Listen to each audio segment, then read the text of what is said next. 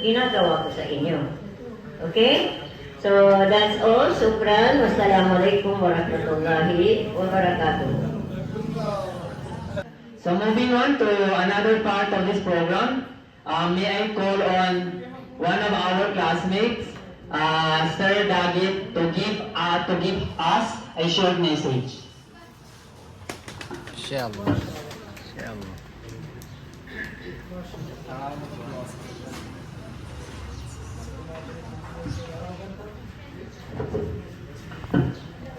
سبحانك لا علم لنا إلا ما علمتنا إنك أنت العليم الحكيم. السلام عليكم ورحمة الله وبركاته.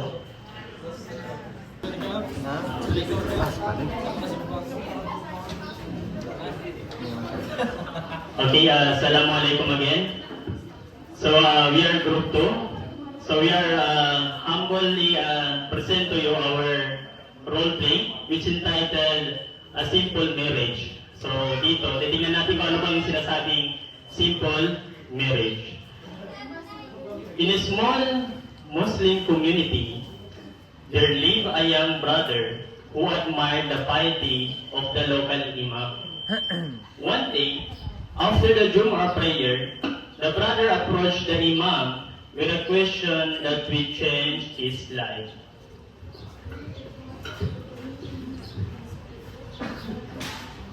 Assalamualaikum Imam. Waalaikumsalam warahmatullahi wabarakatuh. May Allah reward you for your wisdom and leadership. How can I help you, my dear brother?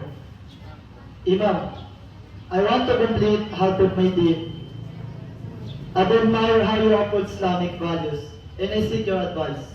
Are you willing to guide me in finding a righteous wife? MashaAllah, this is a noble intention. The Prophet ﷺ said, when a man marries, he has fulfilled half of his deen. Indeed, but I fear I do not have much offer as a dowry. I don't want to burden anyone. My brother, if you are sincere and serious, I would recommend someone who is very close to my heart. My daughter. She's a practicing Muslimah, and I trust she will be a good wife to you. Subhanallah, Imam. But I truly have a little offer. Fear not. If you are sincere and of good character, I am willing to marry her to you with less expenses. Jazakallah khairan, Imam.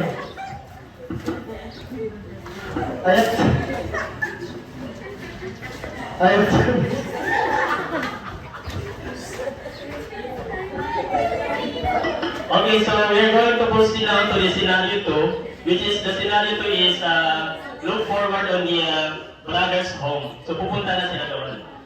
The brother returned home and shared the news with his father, who accompanied him to visit the imam's family.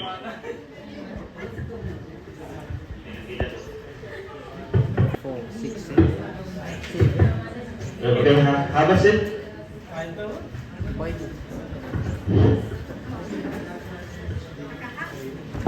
Assalamualaikum Imam. Waalaikumsalam. Thank you for considering my sons for your daughter. May Allah bless you and protect you at all costs.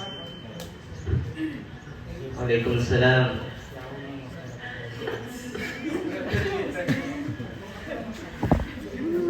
I believe in simplicity and barakah. So let us arrange this nikah soon here at my home with a small gathering of family. Imam, I have one question. What does your daughter think of this proposal from my brother Hamadi? Don't worry. She feels the same way, my son. Allah subhanahu wa ta'ala has placed love in her heart for your brother Hamadi.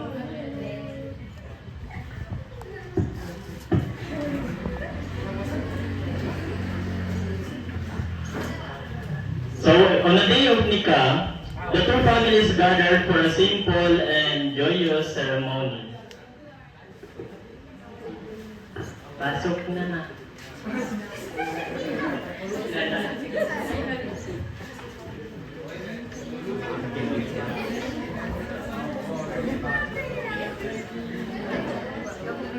May Allah bless this union and make it a source of barakah for both of you. Amen. Remember, the Prophet Muhammad sallallahu alaihi wasallam said, "Marry the one who is religious and will prosper. May Allah grant you love and mercy in your marriage." Amen. Simplicity is ended the best way. Let this merit serve as a reminder to others in our community.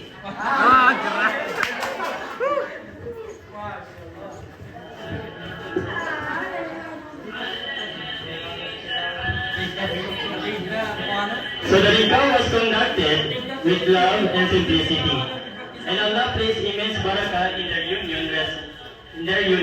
Lesson: marriage in Islam is not about extravagance, but also sincerity, piety, and simplicity. The Prophet ﷺ said, "The most blessed marriage is the one with the least financial burden." May this serve as the reminder that barakah lies in simplicity, and Allah grants us with ease to those who seek His pleasure. So that's all for our performance. Thank you for watching, and hopefully na may natutunan tayo. Ito yung mga karakter namin dito. Sila Amadin. Ang main karakter namin yung yan, Amadin. And we also have the Imam, Sir Diggs. Ayan. And then yung ating brother, si Zaidi. And then Sir Nur Hamin, another Imam. Ayan. And then sila Muhaisin, yung father ng ating groom. And then you also have the Arudin, yung brother of Amadin. And then yung brother of the bride, si Rasul Gaya.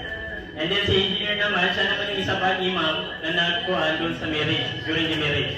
And we also have the uncle of the bride, yung wali, doon sa nikah, no other than Kagawad. So that's all for our performance. And